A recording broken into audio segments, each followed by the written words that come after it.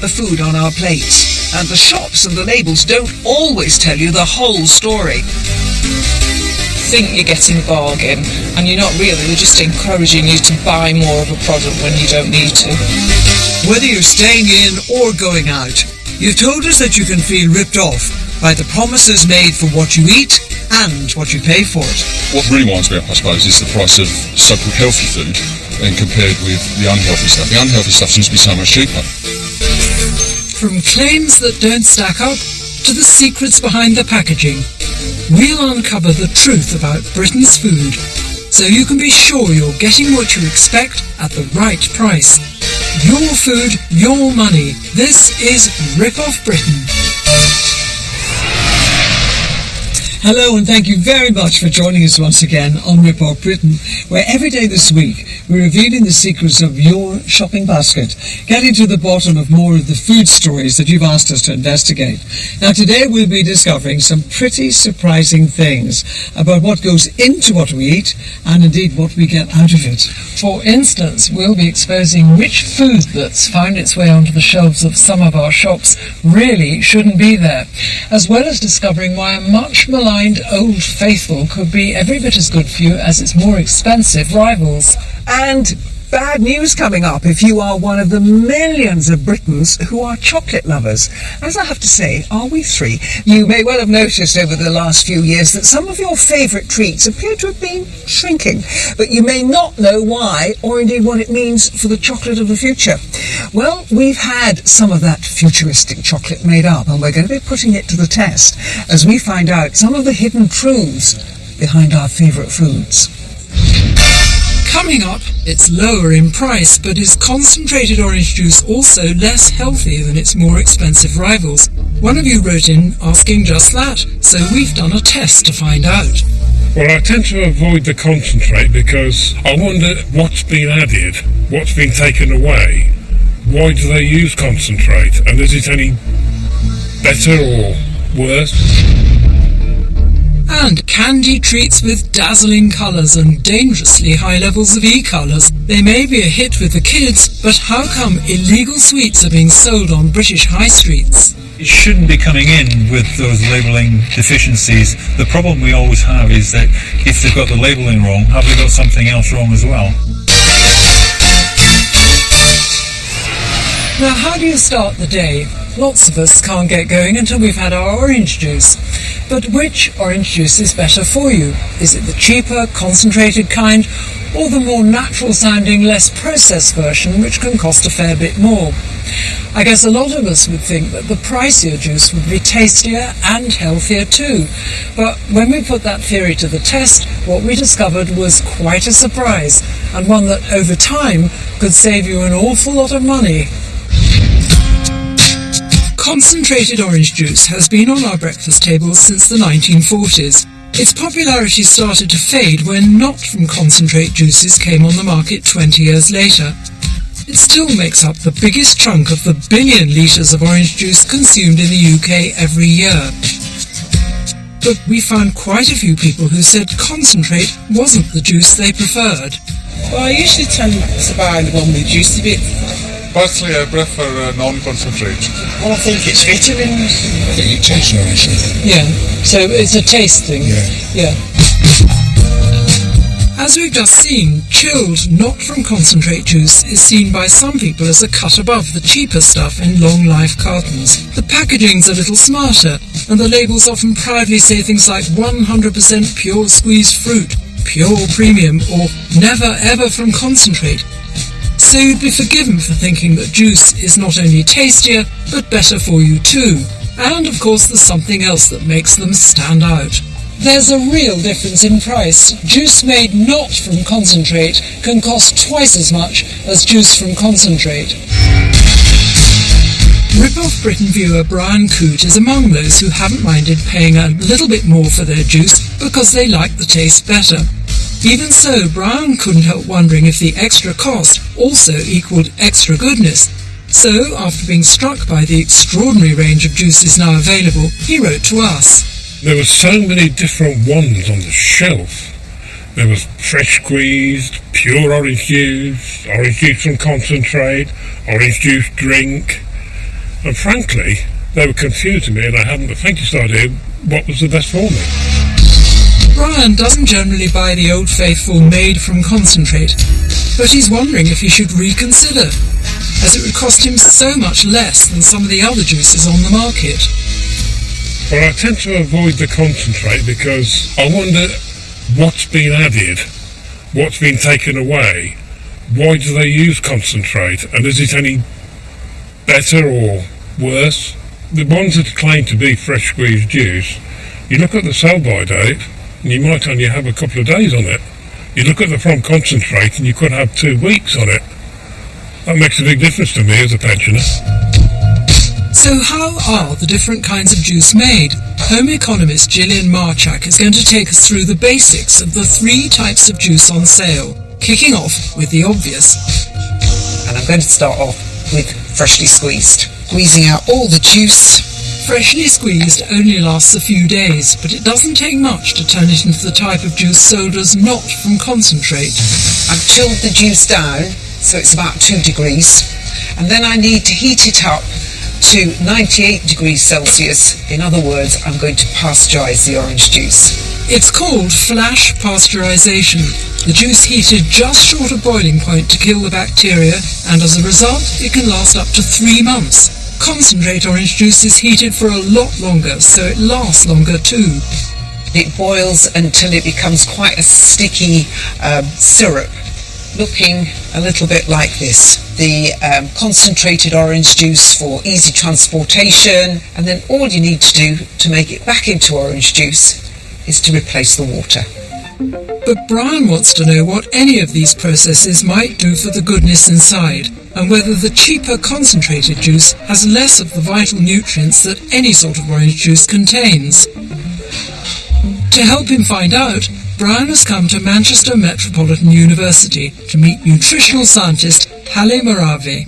Hi Brian, how are you? I'm fine, are you well? We asked Halle and her team to compare samples of the 3 main types of orange juice to see how the way they're made might affect the nutrients inside. We've got the freshly squeezed orange juice, we've got one from concentrate and one not from concentrate. We tested the samples for vitamin C content, antioxidants, and also the sugar content. First, Halle tested for vitamin C, probably the vitamin most associated with oranges. Vitamin C is extremely important. 90% of our kind of vitamin C comes from fruit and vegetables, and vitamin C is important for the immune system. It's great for the connective tissue, and it prevents sort of something called scurvy. What sort of results did you actually get? We found that in the freshly squeezed orange juice, per 100 milligrams, it was 45 milligrams of vitamin C. For the concentrate one, it was 32 milligrams, and from not from concentrate, it was 27 milligrams per 100. There's little wonder that the juice squeezed just before the test scored highest, but Brian is surprised that the concentrated juice has more vitamin C than the pricier not from concentrate. Well, the results are a little bit interesting, and I'm very disappointed with what's supposed to be an expensive and premium product. Next up, antioxidants. They're found in fruit and vegetables, and they help stop the body's healthy cells from deteriorating. Looking at the antioxidant activity of the samples, you would expect the fresh one to have the highest, but it was actually not from concentrate that had the highest level of antioxidant. The final test was for sugar. None of the drinks included any added sugar, so Halle's testing for the levels that naturally occur in the oranges. This is 200 ml of freshly squeezed orange juice, and it contains 15 grams of sugar per 200 ml. The next one from concentrate is 16.8 grams of sugar, and the least healthy one with sugar is 17.2 grams of sugar for the not from concentrate. So, in our test, the premium not from concentrate orange juice contains more naturally occurring sugars than either of the other two. It also shows slightly less vitamin C, but a higher antioxidant count. None of this is a problem, but if you're paying extra because you think it's healthier, well, it doesn't seem that's necessarily the case. When you put it all together, it seems that there's not much between them. When you look at the antioxidants and the kind of sugar content and the vitamin C content, so it's kind of like it comes down to personal choice. Now, we only tested one brand of each different type of juice, and the results in others may vary. But with the average carton of concentrate juice costing £1 or more less than its not-from-concentrate rivals, it seems that by going for the cheaper option, you could save yourself a fair bit of money without compromising on the nutrients. We put our findings to the makers of two of the best-known not-from-concentrate brands of juice, both of whom stress they regularly test their products against others on the market, adding that they have independent scientific evidence which shows you get a wealth of beneficial vitamins, minerals and antioxidants from their drinks. And of course there is still one all-important factor that might just make it worth shelling out more for a premium juice, and that's the taste. Well, let's put it to the test. I'm in Bury Market in Greater Manchester, where people really know a thing or two about food. Their black pudding is famous all over these parts. And I want to find out if people can tell the difference between juice made from concentrate and non-concentrate, and which they prefer. I'd like you to drink one from each row and tell me what you think. Which do you prefer? You prefer that one? Yeah. That's the concentrated one. That's the concentrated one. Well done. You passed the test. You're a canny shopper. Now, what was it about the difference between the two of them? If I'm honest, that had the smoother taste. The shoppers in Bury didn't have a clear preference and liked both kinds of juice. So again, if you've ever ruled out the cheaper concentrated kind because you think it won't be as good, perhaps it's worth giving it another go and saving yourself some cash into the bargain. That's definitely what Brian's planning to do from now on. I would tend to buy the one from concentrate, mainly because of the price. That's been a change in my basic opinion now, since we've seen these good results, very good results.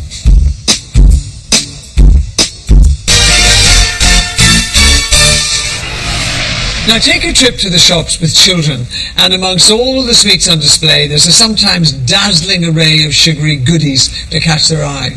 Personally, I've never been against a sweet treat every now and then, but the multicoloured ones aren't usually the first I'd buy. And indeed, the ingredients that create some of those bright colourings have long been a source of controversy, so much so that manufacturers have to put warnings on the packets if particular colourings are used. But it seems that there are some sweets creeping onto the British shelves that aren't sticking to the rules. Red and yellow and pink and green. Bright-coloured sweets can be the currency of many playgrounds up and down the country. But although the kids might like them, their parents, on the other hand, may be less keen to see their children munching on some of these lovely colourful sweets. Is there anything in there that you would, as a treat, give to your child? Possibly only the chocolate, but it would be a very special treat. No chance. So out of this mixture, then, what would you give your child as a treat? To be honest, none of it. None of it, okay? And reactions like that tend to be for one simple reason. E numbers. Quite a lot of E numbers. There's a huge amount of E numbers. There's a lot of words that I don't really understand, so that's not sounding brilliant. The colourings and preservatives, which include E numbers, that go into some of the foods aimed at children, can cause real headaches for parents. Now, all these particular products are absolutely fine according to the law, but some parents worry about whether their children's more hyperactive moments could be caused by the ingredients that give some sweets their vibrant colour. And colourings are certainly high on the hit list for John Griffin and his team, who work in one of the 10 UK local authority labs, inspecting food to make sure that they're safe to eat. Now, John, how long have you been aware of the effect of colourings, particularly in children?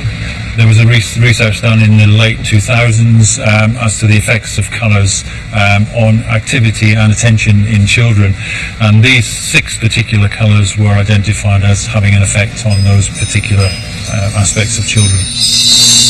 Those 6 colourings, nicknamed the Southampton 6 after the university that carried out the study, were found to have a direct impact on behaviour in children.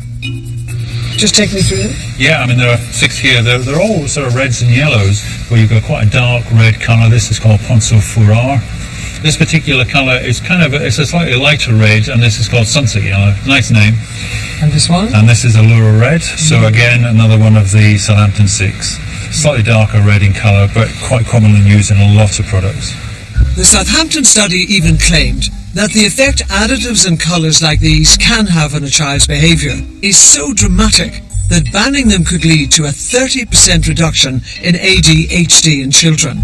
The report made headlines and led to many of Britain's supermarkets and big-name manufacturers voluntarily taking them out of their sweets entirely and replacing them with alternative colourings.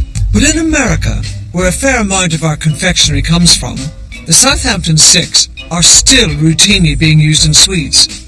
So products with these colourings are often sold on the high streets in the UK, and it's easy for John to demonstrate just how vivid these controversial ingredients are. Of those 4 artificial colours, 1, 2, 3 are actually the 6 Southampton colours. Whoa, and that's only a very small boot. Well, I'm not going to eat them, are you? No.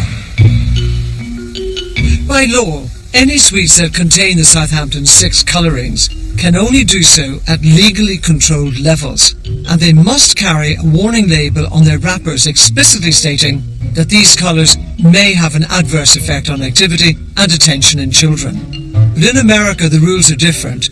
No warning is required. So to comply with UK laws, any American-made sweets sold over here need to have a warning sticker added to their packaging. The products we showed John, and indeed to the parents at the school gates, do have that warning. But can parents always spot it? Do you see a warning in that whatsoever? Warning. Can't see the warning. Where's the warning? Well, I can't see anything. Oh yeah, so it does say may have an adverse effect on activity and attention in children. So you might think that this is all just fine. The warning makes it clear that while these products do contain at least one of these 6 colourings, it's going to be at what the EU says is an acceptable level. So you can make an informed choice on whether you want to buy them or not. But I'm afraid it's not always as simple as that, because not all of the sweets imported from America and finding their way onto our high streets stick to the rules. Here's the point, they may be legal over there, but here, with no warning on the label and potentially higher levels of artificial colouring than we would allow here, technically they shouldn't be on sale in this country. So why are they?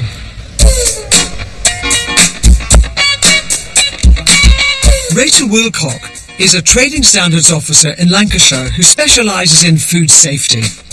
We were becoming aware that there was a flood of these sorts of products coming onto the market. We'd noticed lots of little stalls popping up around town centres, and also products being sold on Facebook and on eBay and on other internet sites. So Rachel and her team set out to investigate how many other imported sweets might be on sale across Lancashire without those crucial warnings about how the colourings can affect behaviour.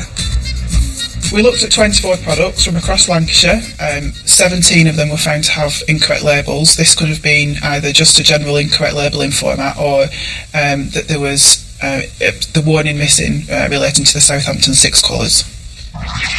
Without a warning, you might not realise the significance of the colours listed in the ingredients list, especially as in America some of them have different names, and that wasn't even the worst of it.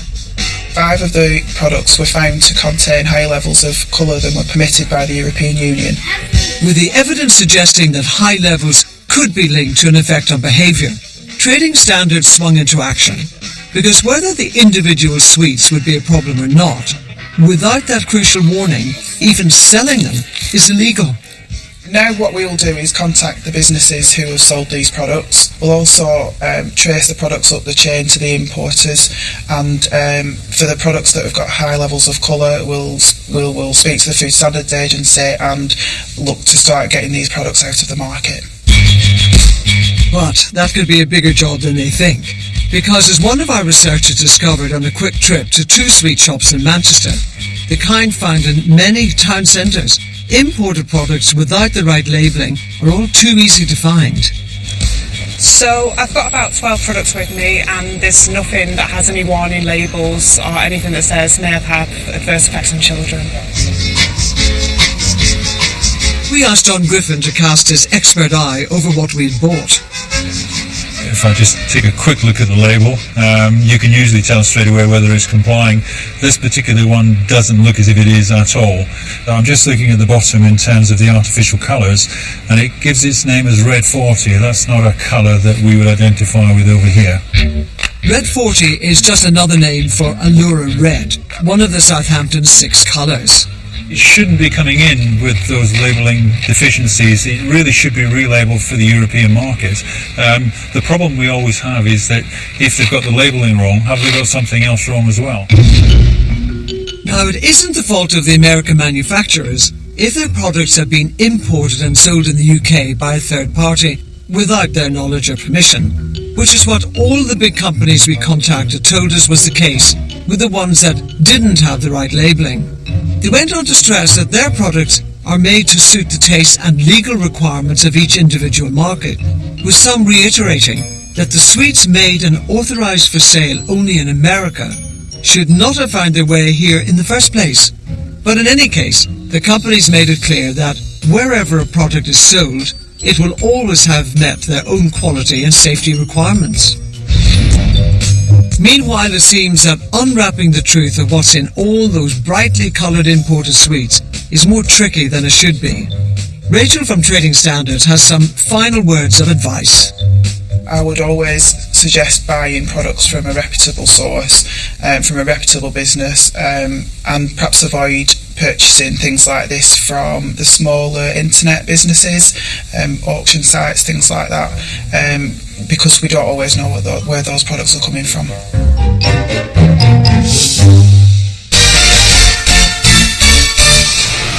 Still to come on Rip Off Britain, would you know which of these everyday treats packs in the most calories? Custard and chocolate. Custard and chocolate. Do you think that's the most? Yeah. Wine's fattening. So's beer. And chocolate lovers look away. Are we heading for a future where our favourite treat, as we now know it, has become a thing of the past? It's not bad, but it's not real chocolate, is it? It's not real chocolate, no. You know, there's no denying that an awful lot of Brits do like a drink or two, even perhaps just occasionally. And while you may well consider how many units of alcohol there are in your favourite tipple, the chances are that you don't give the same thought to how many calories it might have. But maybe you should, because if you realise that your large glass of wine contains the same number of calories as a bar of chocolate, or that a pint of lager has the same as a slice of pizza, then you just might think twice about reaching for another. This bunch of fierce competitors are the Blackbirds netball team from southwest London. They like to work hard and play hard, both on and off the court. Netball's a great way to keep fit. We play in the top division, so, you know, it is really competitive. We definitely always want to win. But the women all agree that it's the social aspect of the game that they look forward to as much as the netball itself. And that usually involves 1 or 2 drinks afterwards. Netball to me is a great way to be social and fit at the same time. Play hard on the netball court, make sure we win. Either way, come to the pub afterwards, have a drink with your teammates. So after a hard training session, the team likes to unwind with the odd pint of beer or glass of wine at their local pub here in Fulham. And as last week's player of the match, Nikki gets a free drink. You're so bad! You're terrible!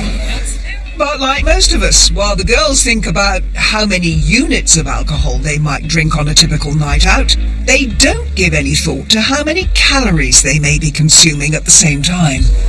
Calories in this pint? Absolutely no idea. I've never heard anyone mentioning calorie count when it comes to alcohol. Like, I've never heard anyone say, I'm going to have this because I'm watching my weight. But with obesity on the rise, many experts suggest that alcohol is fueling the problem. And while we all know that too much ale can lead to a beer belly, we may not always realise that other drinks can have the same effect too. So to give our netballers a better understanding of exactly how many calories they're taking on board in their booze, each of the team has agreed to keep a diary for the next week, detailing all the alcohol they drink.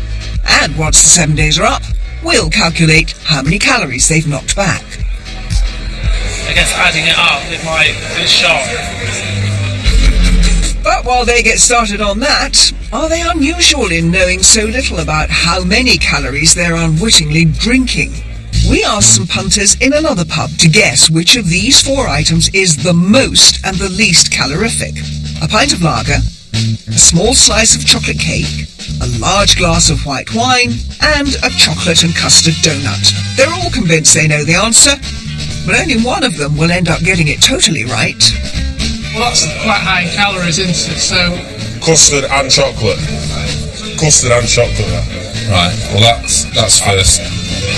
No, that's first. That's got sugar and chocolate on it. Yeah, what was that? Are you saying that's the most? Yeah. No, that's the most. No, it's not. It is, that's just because you like it. Well, I just think wine's better than lager. There's a lot more chocolate involved in that.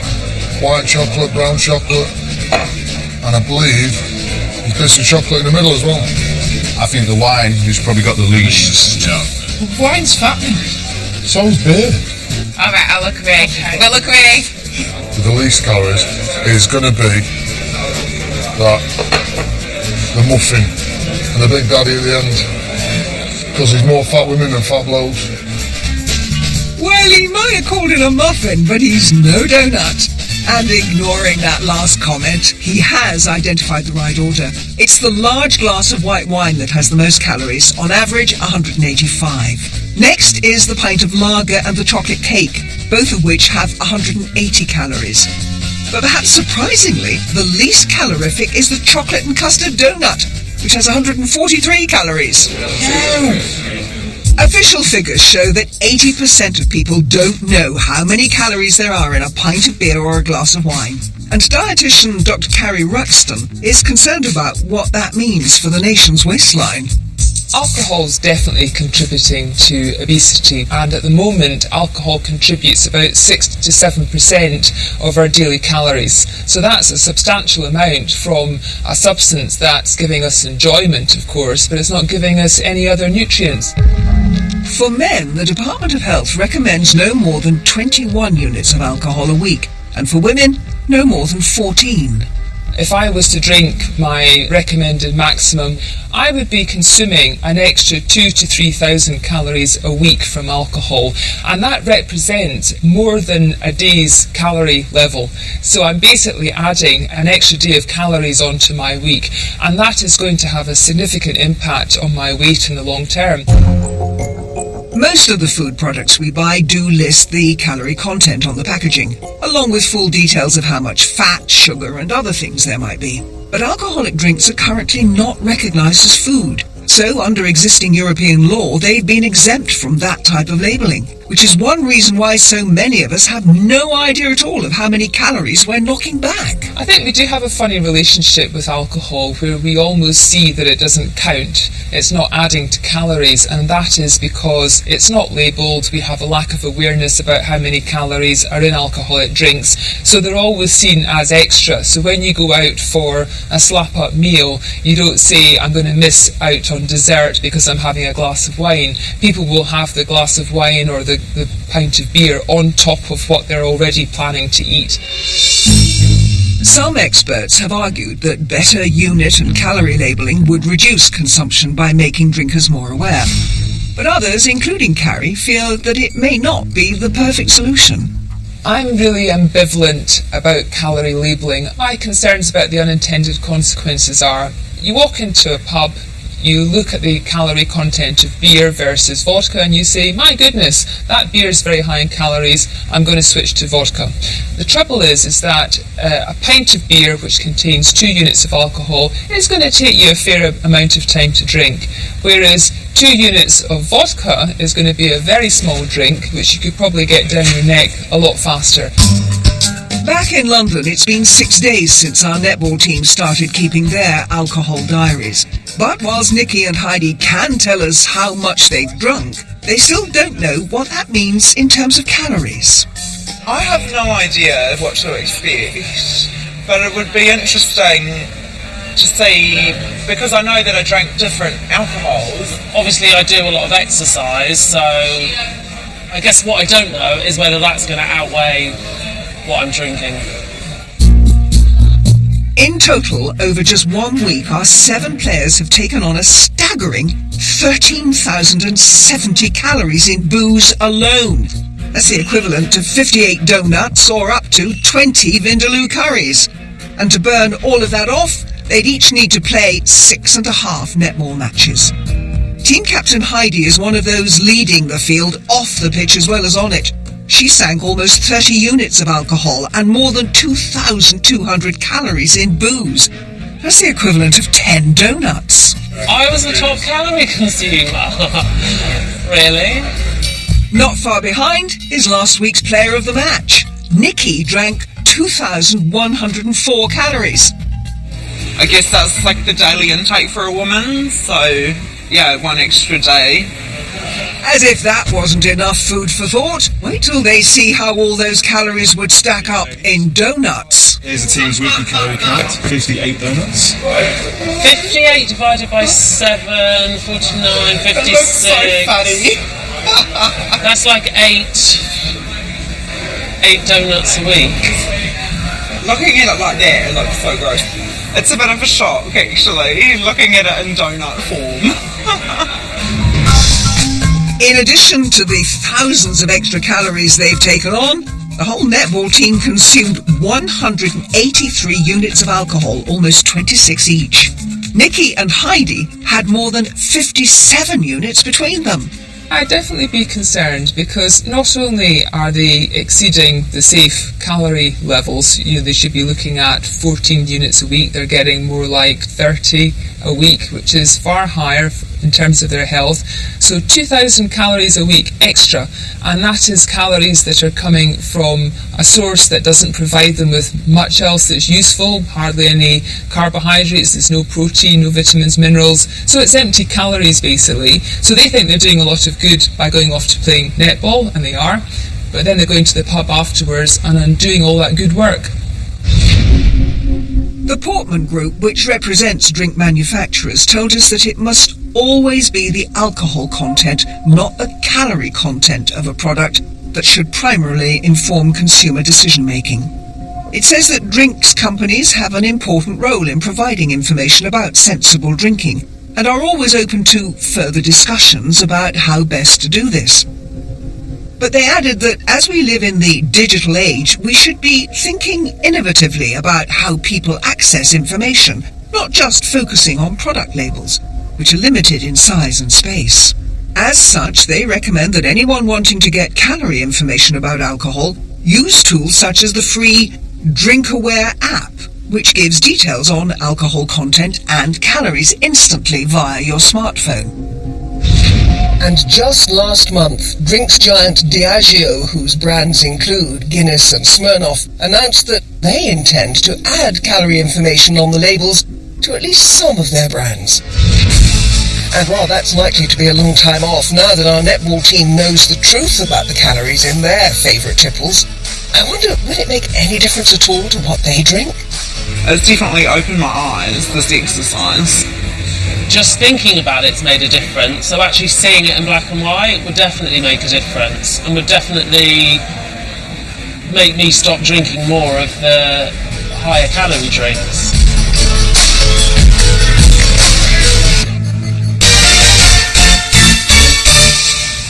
Next, Chocolate, whether it's an occasional indulgence or an everyday treat, I think each of us are reckoned to eat our way through 4.5 kilos of the stuff every year. Now, you've probably all noticed that chocolate bars and boxes do seem to be getting a bit smaller, while of course the prices stay the same. So what does that mean for the chocolate of the years to come? Well, when one Rip Off Britain viewer wrote to us very unhappy with what was inside his box of Christmas chocolates, we knew we'd found the perfect person to investigate how the chocolate of the future might look, and importantly, how it might taste. Like many of us, Roger Wood loves his chocolate. But when he opened this box last Christmas, he noticed that his favourite sweets were, well, less of a treat than they used to be. I was really surprised to see the reduced quantity of sweets in them. It's a complaint we hear about all the big brands.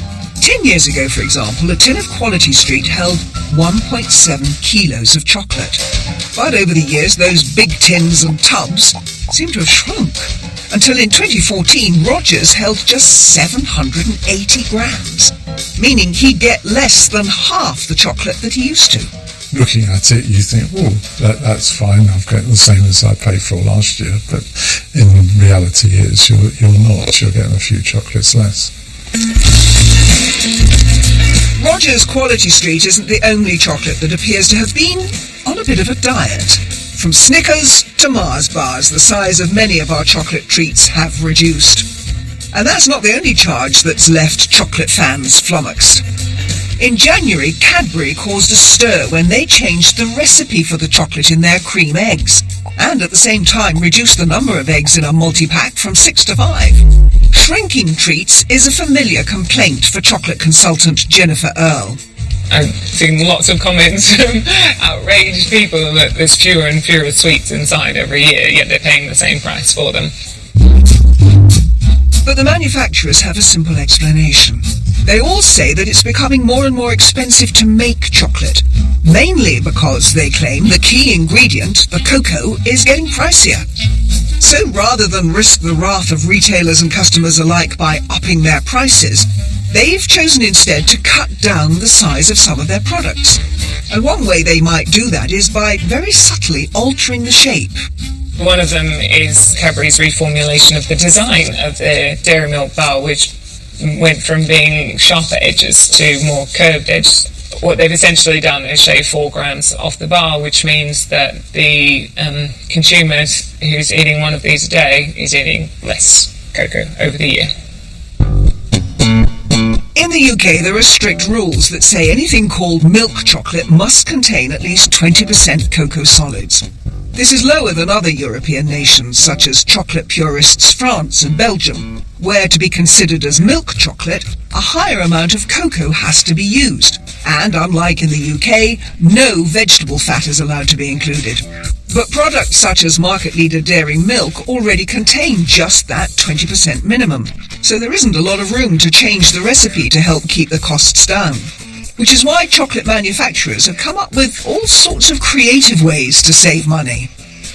In 2013, Cadbury's brought out Marvellous Creations, so very creative, including lots of candy essentially, so jelly beans, popcorn, banana chips, things that are a lot cheaper than cocoa and mean that essentially there is less cocoa per bar. Other big names have also tweaked even their most familiar brands. For example, in 2013, when Mars slashed 5 grams off a regular Mars bar, it wasn't just the weight that changed. The recipe reportedly did too. One of the ways that chocolate manufacturers is making the cocoa go further is by adding other vegetable fats, but not just that, adding sugars. The Mars bar reformulation some years ago now made the chocolate layer much thinner, so it was more caramel and nougat. When we spoke to the best-known chocolate manufacturers, Nestlé and Cadbury, they reiterated that changes to the size of their products are entirely down to the rising cost of ingredients. But they insisted they're committed to good value and to minimising the impact on customers. Mars, however, took a different line. saying its Mars and Snicker bars were resized and reformulated to reduce the calorie content and promote responsible consumption. It said none of its single-serve bars now has more than 250 calories. And the body that represents the cocoa industry sent a reassuring message, telling us that, contrary to some reports, there is no threat to the supply of cocoa for chocolate manufacture. But it seems that the chocolate makers face a real challenge to keep our shelves stocked with products that are the same price, size and taste as we want them. So, whether we like it or not, our favourite chocolates are likely to keep changing, perhaps even a lot more than they have so far. To get a taste of the future, Roger has come to meet chocolatier David Greenwood Haigh, who's been pioneering new ways of making our favourite treat. I've got some of the things that you could actually add into chocolate here. Yeah. Nuts, fruits, chilli, sea salt, nougat, caramel, biscuits, wafer, those sorts of things. And these are all cheaper than chocolate. Absolutely, yeah. In fact, adding unexpected extras to our chocolate is an old trick. Manufacturers have been doing it ever since the first chocolate bar was made in the 1840s. If we take this bar here, we've taken this, it's a really high quality cocoa. If I let you try that, there's actually a wafer inside, so that's taken 40% of the chocolate out. Really good, actually. Yeah, and exactly, but it's 40% less. So it's a different product to the solid chocolate bar. Yeah. And David thinks that could be the way forward. Manufacturers making products with less and less chocolate until, well, there really isn't any of it left at all. Instead, they'll use cheaper ingredients. That means it looks the part, but can't officially be called chocolate. And it isn't years in the future. David's already made a sort of choco knot with no cocoa solids in it at all, just a smattering of cocoa powder. But whatever's inside, the only thing that really matters is the taste. So, to find out if it hits the mark, Roger's going to compare this new recipe with the real thing. Try this. Tastes quite creamy. Yeah, very smooth and velvety. And if you try the other one and see what you think to that. That's not quite as smooth, but it's more chocolatey, that one. The first one I gave you has no chocolate in whatsoever. It's palm oil, vegetable oil, cocoa powder, and then some vanilla and sugar. So there's nothing in there that would react in the same way. Vegetable oil is much cheaper than cocoa butter. So I say, is that branded as chocolate? So if I go into the supermarket, will I see that sold as chocolate? No, but you would be forgiven for thinking it was. Yeah. By the time it hit you, it would be called chocolate flavour, or chocolatey like that one is. When you look at most bars, something like this, it'll say chocolate. Right. Most consumers would actually not understand the difference because it looks the same. So we could be heading for a future where we see more and more bars marketed as chocolate flavoured rather than the real thing, normal, simple chocolate. David's chocolate of the future is a hit with Roger, but what will the people of his hometown Halifax make of it? He's hitting the streets to find out whether they'd swap chocolate for choco-knot. And tell me what you think of that. It's not bad, but it's not real chocolate, is it? It's not real chocolate, no. Tastes like chocolate to me. It does. Not really my taste in chocolate, that one. I think if you got any shares in it, you should withdraw them quickly. Not keen. You're not keen? No.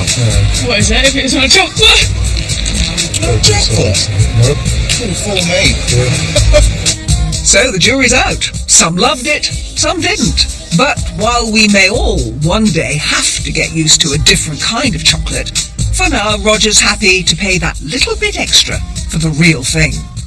In future, if I want proper chocolate, that I'm going to have to pay a premium price for it, but I'm willing to do that. As far as the quality street is concerned, I'm happy to lose some of the weight in that product, provided at the end of the day I know it is a quality product and what I'm actually getting is something that I'm really paying for. Sweet like chocolate.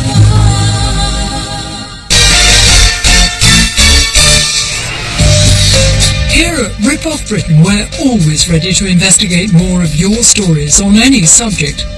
You can write to us at Rip Off Britain, BBC Key House, Media City UK, Salford, M50 2QH. Or send us an email to ripoffbritain@bbc.co.uk. The Rip Off team is ready and waiting to investigate your stories. So it's clear that not all the secrets of our food and drink can be uncovered just by looking at the label, however much we might like to think that that's the case. But as you've seen today, sometimes the story on the label is a lot more complicated. But with a bit of luck, we've given you something to think about so that next time you go shopping, you'll understand a little bit more about what you're getting and whether it's quite as good a deal as you thought it was. And it should all help with the family budget.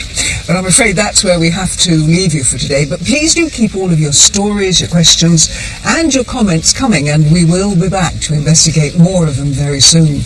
But in the meantime, I'm afraid that's where we have to leave you today. So thanks for joining us, and from all of the team, bye-bye. Goodbye.